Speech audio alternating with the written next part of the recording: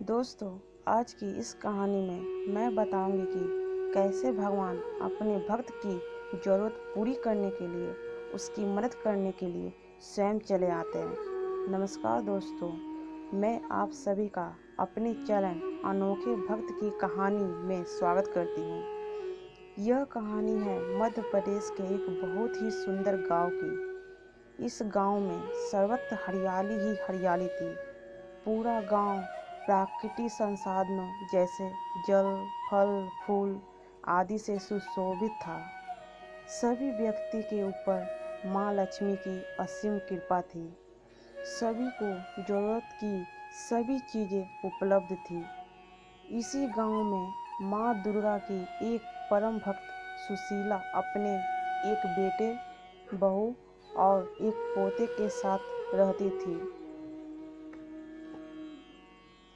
सुशीला के पति का स्वर्गवास इसके युवावस्था में ही हो गया था, लेकिन उसने हार नहीं मानी और न ही अपने भक्ति में कोई कमी की।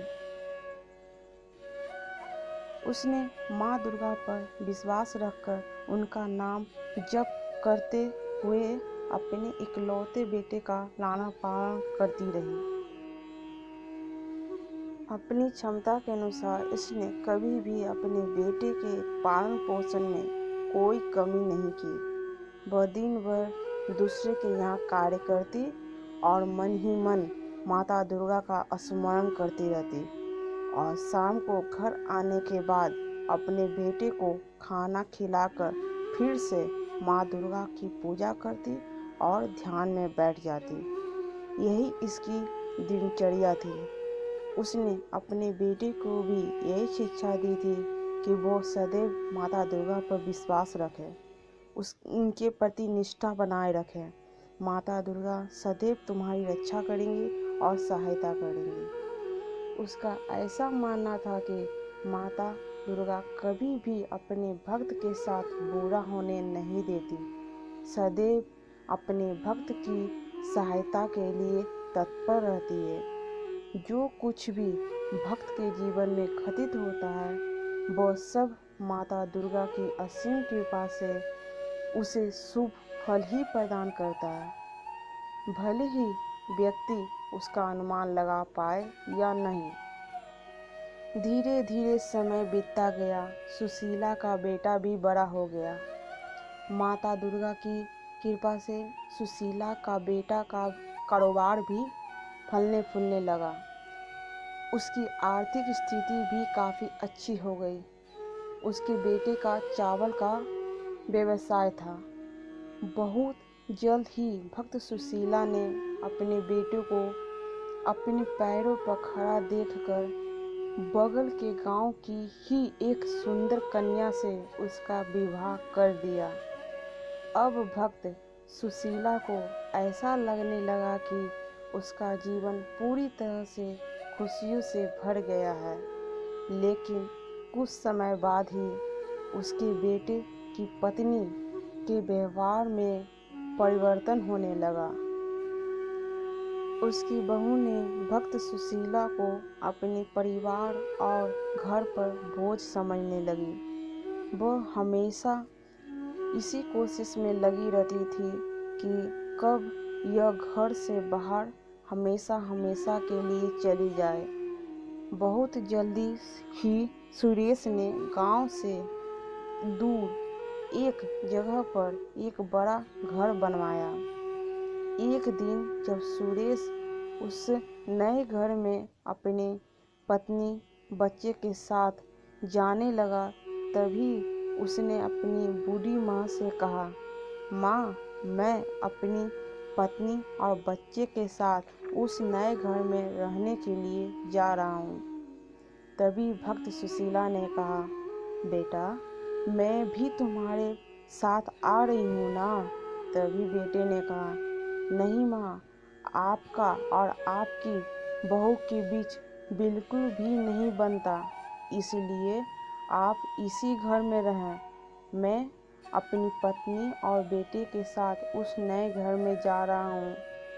मैं अपनी ज़रूरत का पैसा आपको हर महीने भिजवा दिया करूँगा। सुशीला बहुत दुखी हुई। वह कुछ भी कह न सकी। ऐसा लगा पल भर में उसका सहारा उससे दूर हो गया। लेकिन मन ही मन वह माँ दुर्गा को याद करने लगी। उन पर अटूट विश्वास करके उसने अपनी आँखों से आंसू पोंछ लिया। समय बीतता गया। बुढ़ापा के कारण अब उसमें खाना पकाने की भी क्षमता न रही। अपने बिस्तर पर बैठे बैठे भूखे प्यासे माँ दुर्गा मुझे अपनी शरण में ले लो, ऐसा कहने लगी और फिर माँ दुर्गा का नाम जपने लगी।